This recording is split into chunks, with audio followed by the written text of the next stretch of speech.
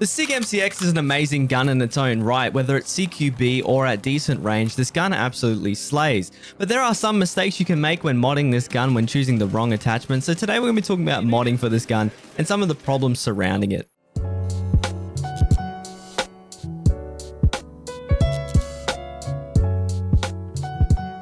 Before we get into the video here today, I do want to remind you I do stream on Twitch if you want to catch me live running this gun or have any questions about any of the videos you might have seen recently.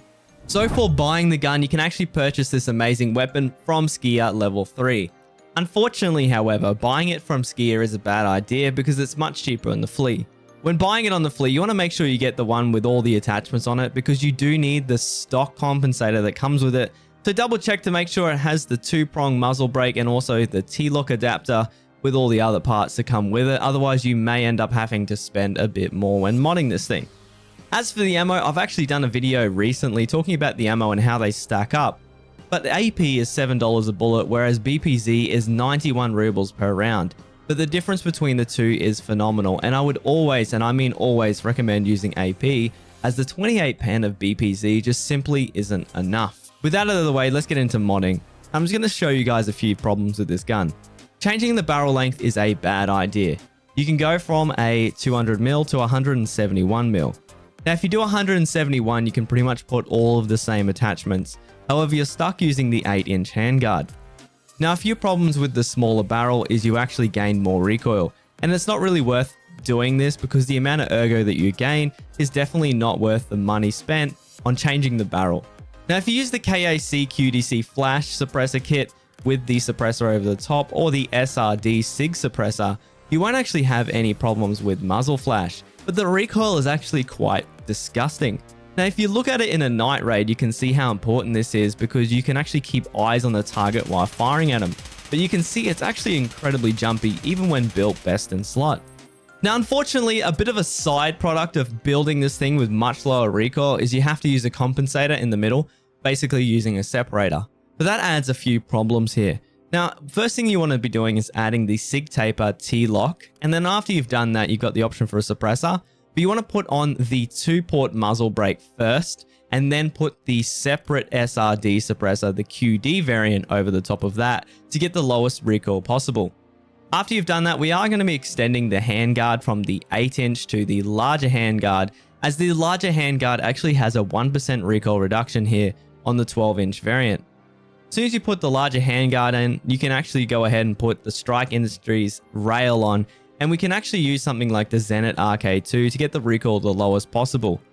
However, I would actually recommend going for something like the Hera Arm CQR Tactical, as it has a good mix of both ergo, price, and also recoil reduction. Once again, putting on something like the Chris Defiant irons are nice and low sitting as well compared to the other iron sights, and they give you 1 additional ergo per iron sight, so this is just a cheeky little way to boost up that ergo. For the pistol grip, we're going to be jumping straight into any sort of one that we would want, but I would recommend going for something like the Graal S, as it has the best ergo out of any of the options here today. You can't change the charging handle at this stage in the game, and you can change the stock, but it's not worth changing from the default stock as you gain ergo but lose a significant amount of recoil reduction. Alright, so with that out of the way, I just wanted to point out some problems with this build, and this is with the separator with the muzzle brake. Now, first thing that you guys are going to be noticing is when I take this bad boy out to the range, is that the recoil is actually really good.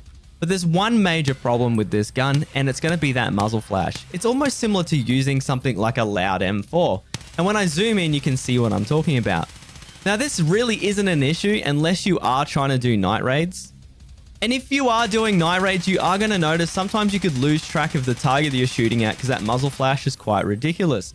So this is something that you need to think about, especially when doing night raids. You can simply get a better option here by removing the muzzle flash, by removing the compensator. And you lose a significant amount of recoil reduction, and that becomes very apparent when going full auto.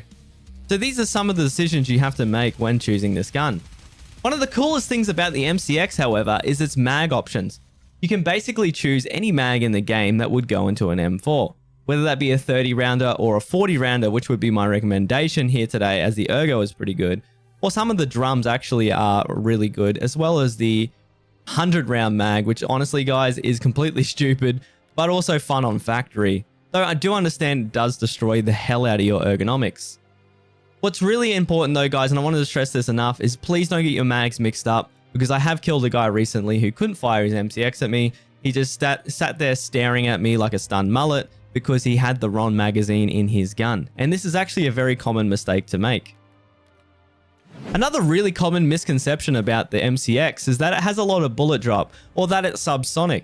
But I wanted to point out, although BPZ is 600 meters per second, the AP round is over 700 meters per second, and as you can see, the bullet drop from something like 150 meters away isn't really all that bad. In fact, it's pretty much dead on with the Voodoo, and this is at 50 meters zeroing. Now to compare it, I brought out something that is a very high muzzle velocity with M61 out of an SR25, just to show you guys that the MCX really doesn't suffer all that much at engagements about this distance. Now anything over about 200-250 meters, you will definitely start to notice some problems.